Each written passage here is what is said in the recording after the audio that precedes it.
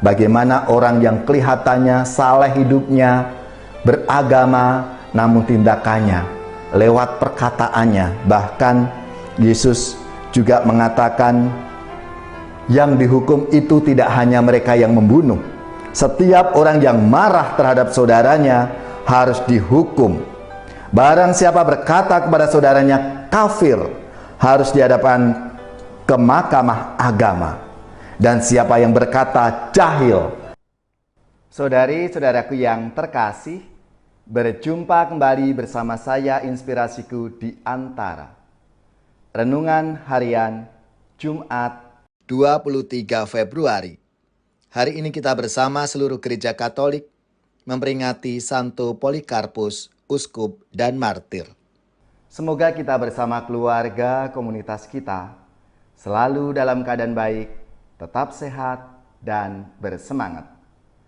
Marilah kita mengawali renungan kita hari ini dengan tanda kemenangan Kristus. Dalam nama Bapa dan Putra dan Roh Kudus. Amin. Ya Allah Bapa yang Maha Setia, Engkau tak pernah mengingat kesalahan kami. Kami mohon, bukalah hati kami untuk berdamai dan mengampuni sesama.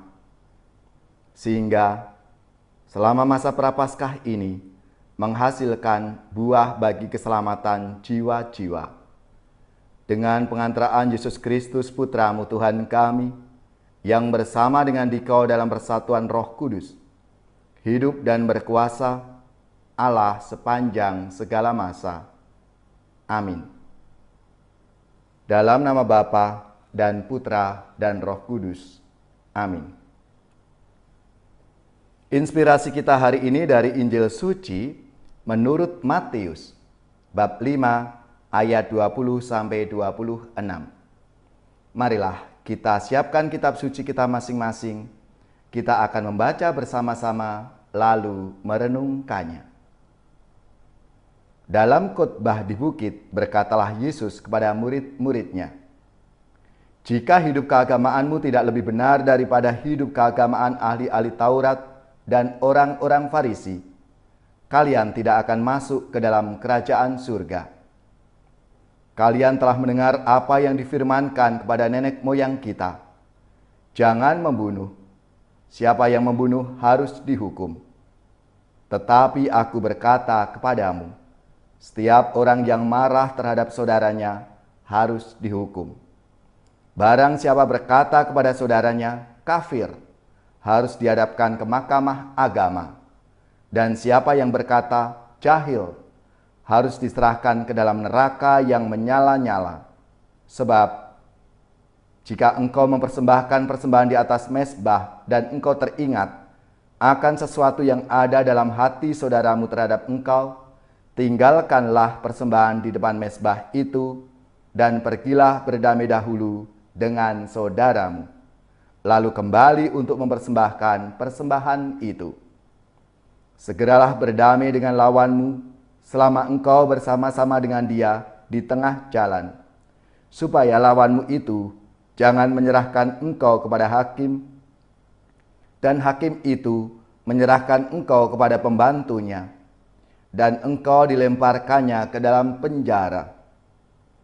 Aku berkata kepadamu, sesungguhnya engkau tidak akan keluar dari sana sebelum engkau membayar utangmu sampai lunas." Demikianlah sabda Tuhan, terpujilah Kristus.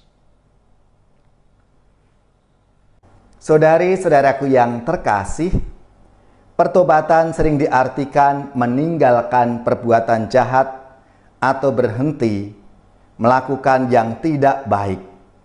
Misalnya mencuri, membunuh, berzina, berjudi, dan lain sebagainya. Apakah semuanya itu cukup?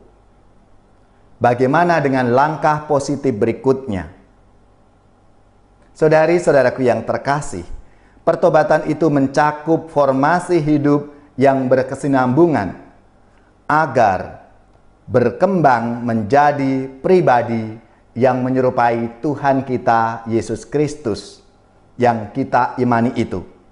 Meninggalkan kejahatan lalu pasif, tidak berbuat apa-apa, bukanlah makna pertobatan yang sejati. Justru Tuhan kita Yesus Kristus menghendaki pertobatan yang sejati, tidak hanya dalam kata-kata, tapi sungguh-sungguh kita lakukan dalam sikap dan perbuatan hidup kita. Bisa jadi orang yang kelihatannya saleh dapat diam-diam berdosa.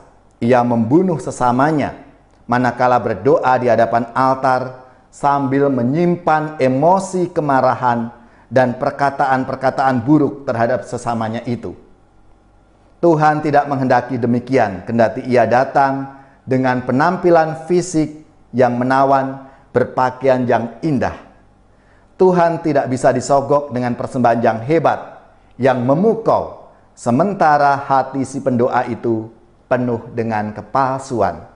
Maka di dalam sabda hari ini, Yesus mengatakan, jika engkau mempersembahkan persembahan di atas mezbah, dan engkau teringat akan sesuatu yang ada dalam hati saudaramu terhadap engkau, tinggalkanlah persembahan itu di depan mezbah, dan pergilah berdamai dahulu dengan saudaramu, lalu kembali untuk mempersembahkan persembahan itu. Jadi hati yang damai, hati yang suci untuk kita persembahkan kepada Tuhan, itu yang sungguh-sungguh yang dikehendaki oleh Tuhan kita Yesus Kristus. Maka Yesus juga mengatakan, jika hidup keagamaanmu tidak lebih benar daripada hidup keagamaan ahli-ahli Taurat dan orang-orang Farisi, kamu tidak akan masuk ke dalam kerajaan surga. Dua golongan itu sering memakai hukum dan aturan-aturan agama untuk menghakimi dan menaruh beban berat di pundak jemaat tanpa memberi teladan kasih. Mereka menodai ibadat suci atas nama agama. Dan itu pun kiranya sangat relevan, sangat konkret dalam kehidupan kita sehari-hari. Kita bisa melihat dalam kehidupan kita di tengah-tengah masyarakat kita yang banyak sekali diberitakan di media-media sosial. Bagaimana orang yang kelihatannya saleh hidupnya, beragama, namun tindakannya, lewat perkataannya, bahkan Yesus juga mengatakan yang dihukum itu tidak hanya mereka yang membunuh. Setiap orang yang marah terhadap saudaranya harus dihukum. Barang siapa berkata kepada saudaranya kafir, harus dihadapkan ke mahkamah agama. Dan siapa yang berkata jahil, harus diserahkan ke dalam neraka yang menyala-nyala. Saudari-saudaraku yang terkasih, bagi Yesus agama bukan soal hukum, tetapi komunikasi cinta kasih yang harus dirawat dengan hati yang murni. Kita sebagai murid-muridnya diajak untuk mewujudkan rahmat dan kasih Tuhan itu dalam sikap hidup kita. Kita ungkapkan dalam doa-doa kita kepada Tuhan, dan kita wujudkan dalam tindakan kita, dalam perkataan kita, dan perbuatan kita. Bagaimana kita menjadi saluran rahmat dan berkat dari Tuhan untuk saudara-saudari kita.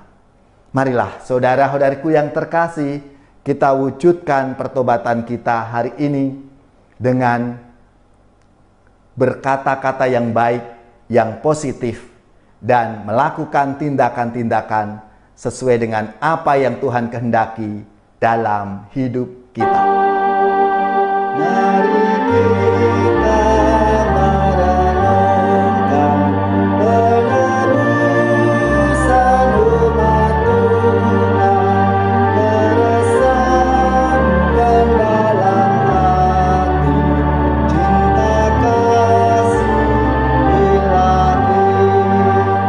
Yesus Kristus Raja Sakti, pengembala